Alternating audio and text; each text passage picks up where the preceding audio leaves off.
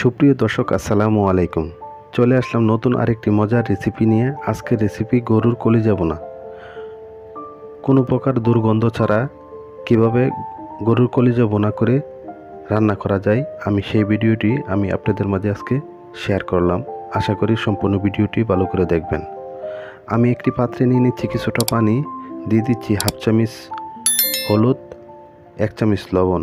এখন লবণ আর হলুদ ভালো করে মিক্স করে নিয়েছি। আর কলিজাগুলো আমি গরুর কলিজা একটু ছোট ছোট পিস করে কেটে নিয়েছি।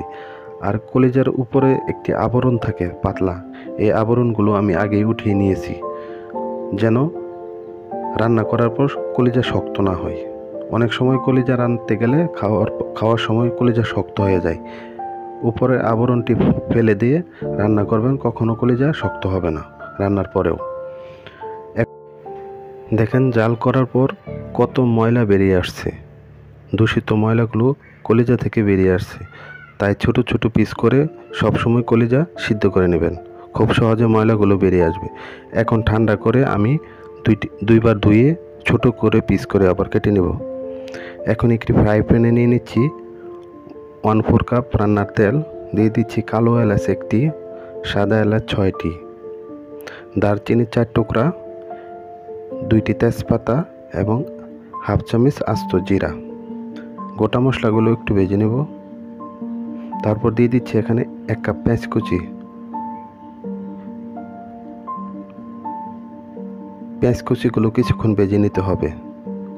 যখন এরকম নরম হয়ে আসবে তখন আমি দিয়ে দিচ্ছি এখানে 1 চামচ আদা বাটা, 2 চামচ রসুন বাটা। এখন বাটা মশলাগুলো কিছুক্ষণ ভেজে নেব।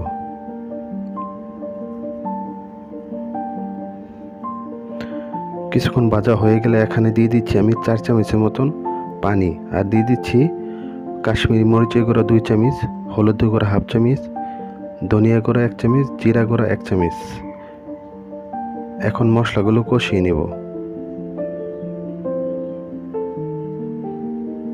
মশলাগুলো খুব ভালো করে কষিয়ে নিতে হবে, যেন এরকম হয়ে আসে, মশলা থেকে তেল বেশি আসে। তখন আমি এই যে কলিজাগুলো এরকম ছোট করে পিস করে কেটে নিয়েছি, ভালো করে ধুয়ে দিয়ে দিচ্ছি কলিজাগুলো। আর দিয়ে দিচ্ছি আমি কিছু চর্বি দিয়ে দিচ্ছি। অনেক সময় কলিজাতে চর্বি থাকে না, তাই আমি এক্সট্রা কিছু চর্বি দিয়ে দিচ্ছি গরুর। খেতে দারুণ টেস্টি হবে চর্বি দেওয়ার কারণে। এখন ভালো করে মিক্স করে নিয়ে মশলার সাথে আমি কষিয়ে নিব, ঢাকনা দিয়ে ঢেকে 10 মিনিটের মতন। 10 মিনিট কষানোর পর আবারও চামচ দিয়ে ভালো করে উল্টাপাল্টা করে মিশিয়ে নিব। দিয়ে দিচ্ছি কিছুটা লেবুর রস। লেবুর রস দিতে গেলে অন্য কোনো দুর্গন্ধ থাকবে না কলিজার মাঝে, তাই দিয়ে দিচ্ছি 1 চামচের মতো লেবুর রস। এখন দিয়ে দিচ্ছি 1 কাপ পানি, কুসুম গরম পানি দিয়েছি আমি 1 কাপ।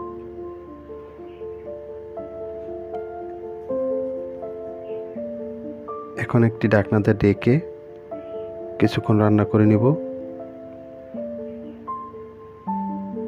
তারপর দিয়ে দিচ্ছি স্বাদ মতো লবণ। আর এখন দিয়ে দিচ্ছি 10-12টা কাঁচামরিচ। এখন শুধু রান্না করার পালা। এখন আবারও ঢাকনাতে ঢেকে রান্না করে নেব। দেখেন কলিজা থেকে এখনো কোনো পানি নাই, শুধু আছে চর্বি, শুধু তেল বেশি আসছে। আর দিয়ে দিচ্ছি আমি গরম মশলা গুঁড়া হাফ চামচ। এখন রান্না কমপ্লিট, প্রায় 4-5 মিনিট এভাবে রান্না করে নিয়ে আমি উঠিয়ে নেব। এভাবে কলিজা রান্না করে দেখেন, কোনো প্রকার গন্ধ থাকবে না এবং খেতে হবে দুর্দান্ত। গরু, খাসি কলিজা, সব কলিজা এভাবে রান্না করে দেখতে পারেন।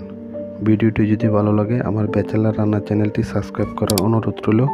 আর সবাই ভালো থাকবেন, সুস্থ থাকবেন। দেখা হবে ইনশাল্লাহ পরবর্তী আরও একটি নতুন ভিডিওতে। আসসালামু আলাইকুম, খোদা হাফেজ।